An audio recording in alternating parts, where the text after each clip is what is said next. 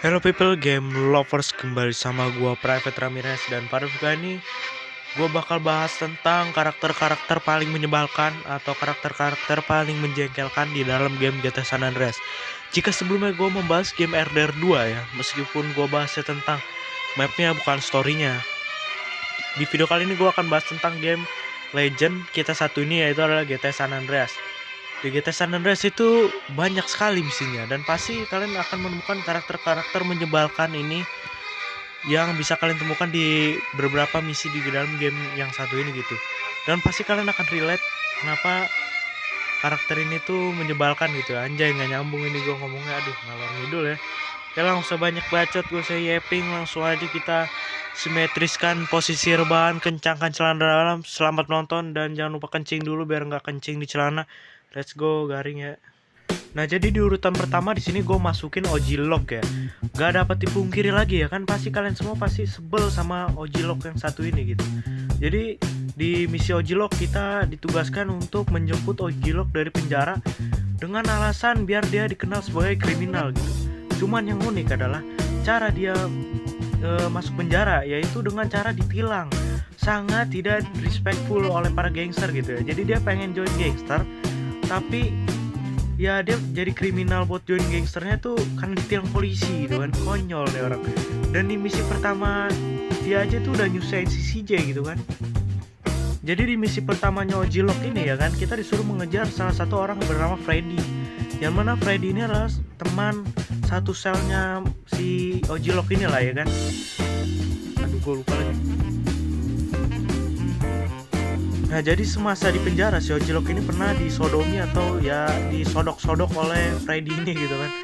Jadi udah mau dia masuk penjara karena ditilang gitu ya, bukan karena tembak-tembakan tawuran, melainkan cuma ditilang. Di penjara pun juga disodomi gitu, dibully. Dan karena harga dirinya merasa terlecehkan ya kan, OG Lock menyuruh CJ untuk mengejar Freddy, dan OG Lock menembaki Freddy gitu ya kan. Dan juga si OG Lock ini memiliki tujuan yang sangat ambisius, yaitu menjadi seorang musisi terkenal gitu kan, meskipun harus merepotkan CJ. Ya meskipun begitu, dia bisa gue bilang berhasil menjadi musisi terkenal meskipun harus maling gitu ya, karena dia tuh nggak berbakat sama musik, cuman bercita-cita jadi musisi gitu kan. Caranya gimana bang, kok dia bisa terkenal? Ya dengan misi merepotkan Mad Dog ya, salah satu rapper gangster terkenal di San Andreas. Ya jadi dengan mengambil lagu-lagunya si Mad Dog, akhirnya si OG Lock pun terkenal. Dan justru kampretnya lagi adalah si OG Lock yang udah kita bantuin capek-capek buat ngambil fan, harus joget-joget ya kan, ke rumah Mad Dog sembunyi-sembunyi, harus ngebunuh si Freddy juga kan tadi naik motor. Ternyata dia justru malas bersekongkol sama Big Smoke, yang which is Big Smoke berkhianat sama kita gitu kan. Kampret nih orang beneran kan. Udah gue bantuin malah ya gitu ngebelot. Cuman di endingnya dia tuh nggak dibunuh ya. Untuk alasannya sendiri gue juga kurang tahu. Cuman di ending dia tuh ya hidup miskin lagi lah, balik, karena sebelumnya kan dia kerja di toko burger, dan dia mungkin dia balik lagi kali kerja di toko burger karena bangkrut, ketahuan sama Mad Dog gitu ya. Jadi si CJ abis ngejatuhin si Mad Dog, bangkitin lagi gitu si Mad Dog ya. Nah akhirnya si OG Lock pun bangkrut lah. Oke, langsung aja kita ke yang kedua ya, aja udah 424. Ya di nomor kedua yaitu adalah Officer Pulaski. Kenapa gue masukin ini orang ya, karena ini orang itu songong gitu ya. Jadi kalau ada si Timpani, ini orang tuh ibarat kata kayak preman lah. Kayak kalau lu tahu ya, polisi-polisi. Ya ini gambaran banget polisi di Konoha lah gitu.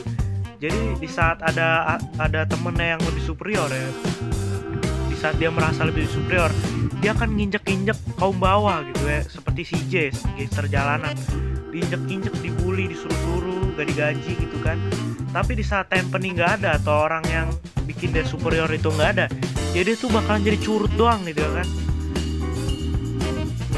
Hampir nggak ada yang bisa dispesialkan dari ini orang, selain kerjaannya tuh cuma so jagoan doang, jago kandang doang gitu ya. Pas gara Timpani aja curut gitu.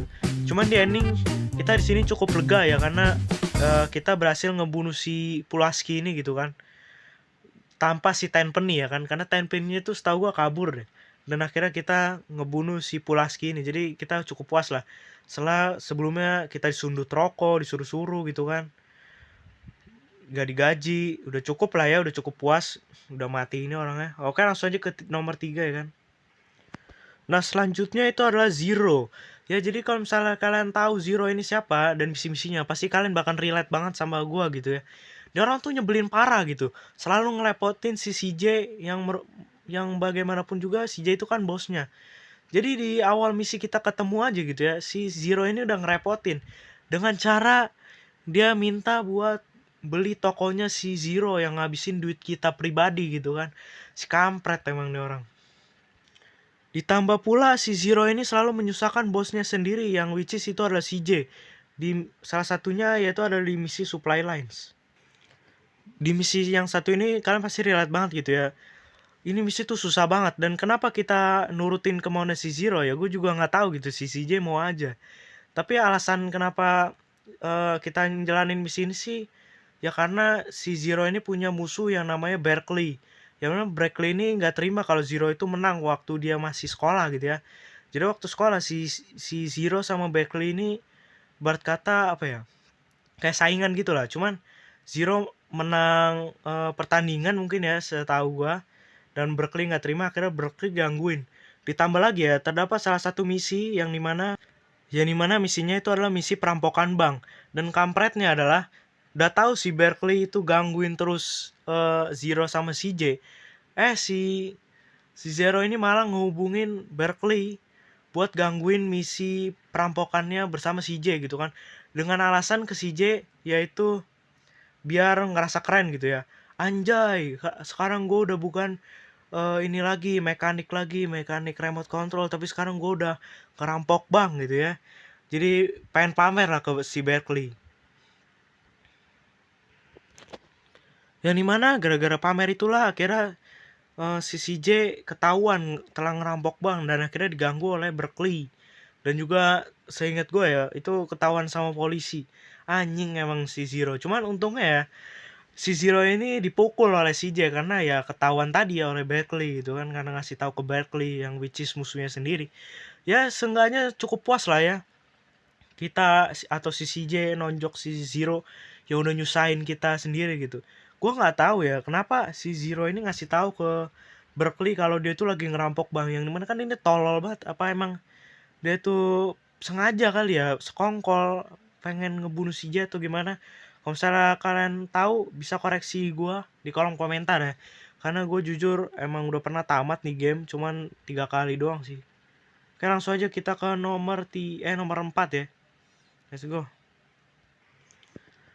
Nah terus selanjutnya itu ada The Truth ya. Sebenarnya nih karakter nggak terlalu nyebelin banget juga sih sebenarnya. Cuman apa namanya, misi-misinya tuh bisa dibilang menyusahin dan gak guna.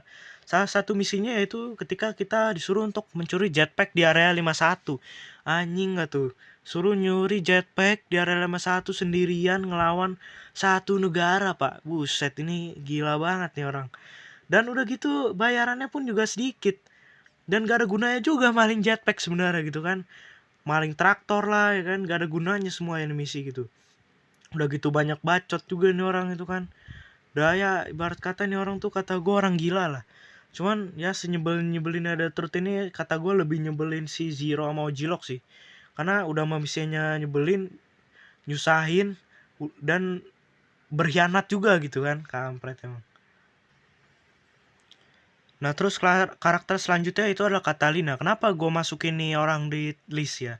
Karena misi-misinya sih sebenarnya kalau gue bilang gak begitu buruk ya. Misinya lumayan seru, ada perampokan, dan juga dia ngebantu si CJ buat jadi lebih kaya.